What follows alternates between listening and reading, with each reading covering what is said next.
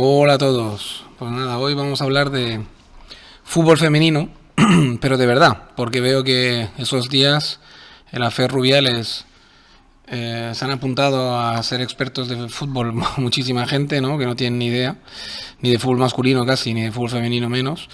Y entonces, claro, yo creo que era bastante importante hacer ese pequeño podcast también para situarnos de qué hablamos cuando hablamos de fútbol femenino, ¿vale? Entonces, yo me he hecho unos pequeños recortes de prensa muy reveladores. He buceado un poquito en la prensa, a ver un poco cómo estaba el tema del... Para recordarme, claro, yo tenía idea, porque el fútbol me ha gustado siempre. Los que me seguís desde hace mucho tiempo ya sabéis que a mí el fútbol me encanta y lo he seguido siempre. El fútbol femenino reconozco que no, porque nunca ha sido un deporte famoso, ni entre las féminas, me consta, europeas al menos, y a nivel mundial, menos en Estados Unidos, que ahí viene la puntualización que quiero hacer ahora de principio, ni entre los hombres, mucho menos, claro, evidentemente. Entonces, aquí el tema es el siguiente: el fútbol femenino, el único país donde ha cuajado y donde sigue cuajando y donde me temo que seguirá cuajando, es en Estados Unidos. ¿Pero por qué? Porque el fútbol femenino ahí siempre ha sido una cosa asociada con el colegio, ¿vale? Desde la más tierna infancia hasta la universidad, las chicas, por circunstancias de avatares de la historia, escogieron el fútbol como un deporte integrador, como un deporte para hacer equipo, para hacer piña, y donde expresarse de forma competitiva desde la más tierna infancia, ¿no? ¿Y por qué el fútbol femenino en Estados Unidos es un deporte rey? ¿Y qué frase, de hecho, hace ver que el deporte es una frase que reconozco que tiene a lo mejor tintes machistas, pero es que es una frase que se dice en Estados Unidos? Yo he estado en Estados Unidos y se dice muy comúnmente y de forma muy tranquila en la calle, evidentemente, porque ahora en los medios de comunicación antes era posible decirlo, ahora es imposible. Yo creo que lo oía hasta en las películas de los años 90 se decía. Cuando tú veías un hombre, un chico, joven, 7, 8 años, 9, 10, da igual, un niño, que era un poco, que no se le daba bien los deportes, los deportes reyes en Estados Unidos, que son el béisbol, ya sabéis, el fútbol americano, el básquet. Cuando un chico no servía para esos 3 deportes, se decía que, bueno, que se fuera al deporte de niñas, ¿no? Ese chico no sirve para el deporte de hombres, pues que mandarlo al deporte de niñas. Y el deporte de niñas, por excelencia en Estados Unidos, es el fútbol femenino. Por lo tanto, cuando tú mandabas a un chico al fútbol, es que realmente era un inútil para los deportes que de verdad importan en Estados Unidos, ¿no? Así que ese simple ejemplo ya os denota lo importante que es el fútbol en Estados Unidos para las chicas y lo triunfante que es, ¿no? Y es el único país del mundo donde, y luego los países anglosajones, Inglaterra en muy menor medida, Australia un poquito más, al ser una tierra nueva, digamos, anglosajona pero de nuevo cuño, también pega bastante fuerte. Nueva Zelanda, digamos países con orígenes anglosajones pero digamos de nuevo cuño, ¿no? Como son Estados Unidos, Australia y Nueva Zelanda. El país viejo, el país por antonomasia, el país madre, que es Inglaterra, como es europeo al fin y al cabo, de costumbres, etcétera, pues el fútbol se concibió como algo más masculino y no femenino, ¿no? A pesar de que en Inglaterra, como hay también esa cultura de la universidad y todo eso más arraigada que quizás en el resto de Europa, pues hay un hueco siempre para el fútbol femenino a nivel siempre de colegio, de niñas, y hasta los 22, 23 años. Luego el fútbol normalmente la mayoría de las mujeres lo dejaban, ¿vale? Es un deporte que se circunscribe a la edad juvenil, cuando realmente son jóvenes las mujeres en Estados Unidos. Después ya o dejan totalmente los deportes o dejan al menos el fútbol. Luego el deporte femenino en general, en Estados Unidos y en el resto del mundo occidental, sí que ha estado promocionado siempre. Y es el deporte femenino siempre ha sido... Es que ahora parece que aquí en España las feministas españolas, tan tóxicas ellas como siempre, parece que hayan inventado el mundo y que el deporte empieza con el fútbol, ¿no? Y que la emancipación de la mujer empieza con el fútbol femenino y con la profesionalización del fútbol femenino, que es un fenómeno muy odierno, muy de ahora. Si apenas estamos hablando de que en Italia, en España y en Francia, en Francia un poquito antes, en Italia y España es de 2020. el fútbol profesional, se creó en la pandemia prácticamente. Luego el fútbol profesional en los restos de países que he mirado, Alemania, Francia, sí, es un poquito antes que aquí, pero nada, 20, 30 años a lo sumo. O sea que, y profesional como tal, desde hace a lo mejor 10, 15, ¿vale? En Francia, sobre todo. Así que realmente no sé dónde viene esta fiebre del fútbol femenino como si fuera el deporte rey de las féminas desde hace años y que ha sido tapiado y ocultado por los hombres. Es mentira, el fútbol femenino en Europa no cuenta para nada, nunca ha contado para nada, y me temo que a pesar de ser profesional ahora y tal, y de todo el dinero que han invertido, los hombres, en su mayoría, porque normalmente son hombres los que han llevado el fútbol femenino, evidentemente es así. Y se queja, en un periódico francés que he leído, se queja de ello justamente la Verónica Boquete, en una entrevista que le hacen, y se queja de ello, pero es que es absurdo quejarse de ellos. Es que ¿cómo va a ser? ¿Cómo va a haber mujeres directivas, mujeres entrenadoras y tal, si hasta ahora el fútbol femenino era un fútbol totalmente amateur? Y que no se practicaba ni en la escuela, o sea, no interesaba a las mujeres del fútbol femenino. Por lo tanto, digamos, ¿cómo va a haber grandes profesionales de fútbol femenino si hasta ahora no interesaba? Ahora, quizás, con el fútbol profesional y tal, interesa a más chicas y ya se creen escuelas de fútbol desde pequeñitas y tal, para academias, etcétera, para poder hacer buenas profesionales y luego, pues evidentemente, el fútbol femenino será comandado, como es lógico, por féminas, entrenadoras féminas y tal, y mejor que sea así en vistas de lo que pasó con el pobre Rubiales. Mejor que se lo hagan todo entre ellas, y si tienen que denunciar, que se denuncien entre ellas y hagan sus historietas feministas tóxicas aquí en España, sobre todo, estoy pensando, porque en el resto del mundo jamás ha pasado ningún escándalo parecido en fútbol femenino. Por lo tanto, es un problema muy español, todos sabemos por qué y por quién y por qué facción del gobierno, etcétera, que le interesaba que ese escándalo, ¿no?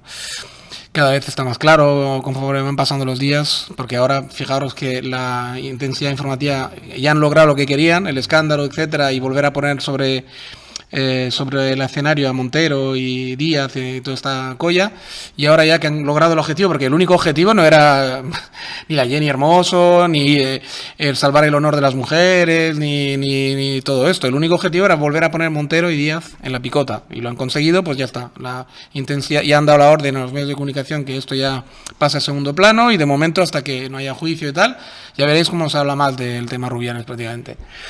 Dejando esta parte, el tema de la entrevista es muy llamativo cuando ella dice, por ejemplo, ella dice esto, ¿no? Traduzco del francés. Es en el diario Le Soir, que es un diario muy prestigioso en Francia. Dice en francés primero, si queréis, por si alguno sabe francés. Nous avons besoin de gens qui travaillent pour nous, les femmes, dice Verónica Boquete al entrevistador, y qui ont envie de le faire, et non parce que c'est une obligation.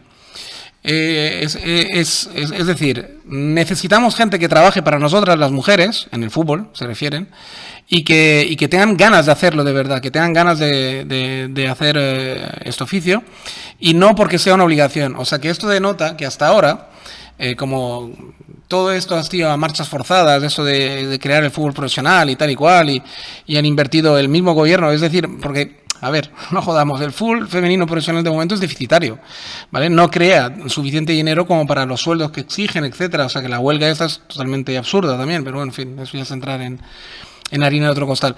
Y evidentemente de momento lo que compensa y hace que lleguen a final de mes es porque el gobierno español, ¿vale?, que probablemente está dirigido por un montón de hombres, ha echado 60 millones de euros, ¿vale?, en el fútbol femenino. Si no, esto no echa a andar, ¿vale?, ni de coña.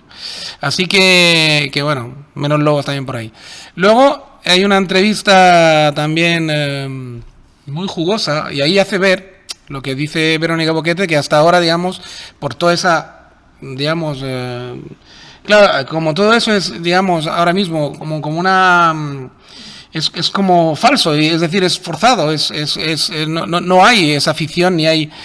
pues claro, evidentemente, pues los hombres que han ido a trabajar con la selección femenina y tal, probablemente no habrán ido casi forzados, muchos de ellos, a trabajar ahí. Pienso en el seleccionador recién destituido, etcétera, porque claro, se gana muchísimo dinero, más dinero en cualquier equipo semiprofesional del fútbol masculino de cualquier país que en el fútbol femenino ahora mismo. O sea que probablemente han sido casi obligados, con un buen sueldo, me imagino que habrán exigido un sueldo que compense el no estar en el fútbol masculino, pero claro, no da el prestigio profesional ni el currículum profesional que puede dar trabajar en un equipo profesional o semiprofesional, incluso masculino.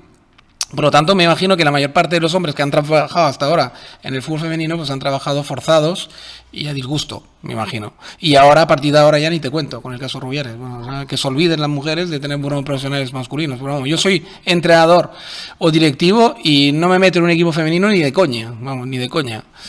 O sea, ni soñando, porque sabiendo que hay un feminismo tóxico español que puede meterse en el medio en cualquier momento, evidentemente no, vamos, no me pongo a trabajar con un equipo de chicas ni que me lo regalen, fíjate lo que te digo. Luego en el Correo hay también un artículo muy bonito que habla del fútbol femenino estadounidense y por qué ahí ha triunfado, y hay un pequeño recorte que dice lo siguiente. Ahí está en español, o sea que os lo leo en español, no hace falta traducción ninguna. Ofreció el Titel X, no sé lo que es una organización, me imagino, ofreció más oportunidades a las mujeres de practicar deporte y puso en liza un entorno competitivo para las jugadoras, lo que ha permitido brillar al final al equipo nacional. Hablando, claro, Estados Unidos domina el fútbol femenino a nivel de selección desde hace años, décadas. Analiza Amanda Duffy, presidenta de la NWSL. Actualmente hay 400 o 500 equipos para jugadoras de 18 a 22 años. En ningún otro lado del mundo se ve algo así, recuerda Parson. O sea que, evidentemente, llegar a los niveles del fútbol de Estados Unidos va a ser súper difícil en Europa, ¿no? Súper difícil. Porque ahí se lleva, pues claro, desde los años 70. A ver, y luego ya, por último, hay una cosa que también me he recortado del fútbol femenino alemán, ¿vale? Y hay una entrevista también que le hacen a una futbolista alemana de color, en ese caso, pero no tiene ninguna importancia, simplemente por curiosidad, que le hacen una entrevista muy interesante también en DW, que es Deutsch no sé qué, y está traducida al castellano, por lo tanto no hay ningún problema. Y la historia del fútbol femenino en Alemania se titula, por si alguien lo quiere buscar, en DW. Dice, ¿fue el fútbol un caballito de batalla en la lucha por la emancipación de la mujer en Alemania? Dice, curiosamente no, pero bueno, en fin, o sea, normal. Curiosamente las mujeres no veían en el fútbol un campo de batalla en la lucha por su emancipación, dice la chica, ¿no? Ellas solo querían jugar, divertirse, participar en esa emoción que se desató luego del título obtenido por Alemania en el Mundial 1954. Me imagino que habla del título mundial obtenido por los hombres, que creo que fue el primer título mundial obtenido por Alemania en fútbol masculino. La pelea en torno al fútbol femenino no la plantearon las mujeres, sino los hombres. La DFB, que por ejemplo, para oponerse a ese deporte sancionaba a las comunidades que prestaban las canchas de las damas. Bueno, se refiere a antiguamente, evidentemente, muy antiguamente. Pero a mí lo que me interesa realmente es el tema de que jamás se planteó como una cosa de emancipación ni nada. Era un deporte más, punto, que las mujeres que les daba la gana practicar, pues practicaban. Aquí en Europa siempre ha sido una minoría de mujeres que lo han practicado, pero bueno, siempre ha habido, desde los años 30, de hecho. El fútbol en Italia, por ejemplo, ya se había creado. Mussolini, de hecho, promocionó el fútbol femenino italiano, curiosamente. Y es una cosa que realmente, sí, eso lo digo también por las tóxicas, que van de que los hombres de derecha, por lo visto, nunca han querido que hagan deporte en las mujeres. Es otra farsa y otra tontería histórica de indocumentadas que dicen las tóxicas, el feminismo tóxico que tenemos en España, que sí, además de tóxico, indocumentado. Es decir, evidentemente el deporte femenino en la Alemania nazi, en la Italia Mussolini, se promocionó al mismo nivel que se promocionó el deporte masculino. En la URSS comunista también se promocionaba muchísimo el deporte femenino, tanto como el masculino, por una cuestión de prestigio nacional, por una cuestión de que se planteaba como una emancipación también, y como ellos lo que querían crear era un hombre nuevo, tanto en una parte como en la otra, en la parte fascista y en la parte, digamos, comunista. Por lo tanto, tanto en una parte como en otra, el hombre nuevo incluía a la mujer nueva, evidentemente, ¿vale? No hacía falta decir ella y ella, todo el mundo entendía que cuando uno hablaba de hombre nuevo, hablaba de mujeres y hombres.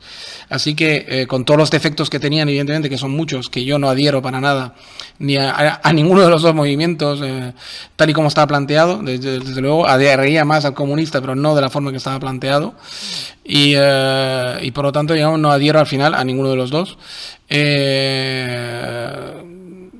No se les puede quitar, a ver, lo que no se no puede, o sea, la historia es la que es, los documentos son los que son, y eran dos facciones que promocionaron el fútbol femenino, el deporte femenino en general. Así que no es nada de izquierdas, o sea, no es una cosa política, sino que es una cosa ideológica en todo caso y tal. Y como decía, el deporte femenino en muchísimas disciplinas ya es famoso y ya tiene sus estrellas. El único deporte femenino profesional, eso sí, que yo sé que se puede ganar mucho dinero siendo mujer, es el tenis, ¿vale? Que el tenis femenino tiene muchos adeptos, entre ellos yo, que a mí me encanta ver un partido de tenis femenino, porque ahí sí que hay una combinación de técnica más que de... Hay también fuerza y potencia, evidentemente, pero con la técnica puedes hacer un tenis muy bonito también. Teniendo un poquito de piernas y un poquito de técnica se puede hacer un tenis bonito, y el tenis femenino me parece bonito de ver. Por lo demás, ningún otro deporte, si digo la verdad, me he aficionado en plan profesional femenino, que además no conozco si hay muchos deportes en plan profesional femenino, no lo sé. Cuando veo los Juegos Olímpicos, que ahí sí que participan féminas en todos los deportes, tengo que reconocer que, por ejemplo, hay cosas que son, además que se pueden ganar la vida, me consta también, en patinaje artístico, en cosas por el estilo, que son preciosos de ver. Gimnasia rítmica son increíbles, son mucho mejores las mujeres, de hecho, que los hombres. Y una cantidad de deportes que necesitan una destreza brutal, pero necesitan sobre todo una mezcla de agilidad y fuerza. El problema de fútbol es que se necesita potencia, fuerza y agilidad, es decir, y potencia bruta y velocidad, una velocidad de ejecución que solo se puede obtener con la potencia, no con la agilidad. Porque la agilidad, al revés, si eres demasiado flexible y ágil, que es lo que le pasa a muchas mujeres que son muy dúctiles, muy flexibles, por su genética, por su propio cuerpo, esto impide a veces imprimir velocidad a tus gestos, velocidad bruta, violenta, que es lo que se necesita en el fútbol, para efectuar un disparo violento, para hacer un sprint realmente potente, para hacer un tackle potente, para hacer una carga legal, me refiero, con el hombro potente. Se necesita una mezcla que se da muy bien en el cuerpo masculino, que no se da en el cuerpo femenino. Por eso no le auguro demasiado futuro al fútbol femenino, incluso en su profesionalismo, porque creo que es un fútbol que, aparte que a las mismas féminas no les interesa el fútbol, a la mayor parte, el 70% largo de la población femenina no le interesa el fútbol. Estoy seguro que la Montero jamás ha visto fútbol femenino en su juventud, ni nunca. Y entonces, claro, digamos que es una cosa que si ya para empezar tu propio género ya no te le interesa el deporte, luego no tienen exactamente la mezcla, digamos, genética que hace falta para triunfar en ese deporte, pues va a ser complicado y tal. No digo imposible, no lo sé, igual me desmienten y dentro de 15 años el fútbol femenino es la hostia en vinagre, pero me da la impresión que no.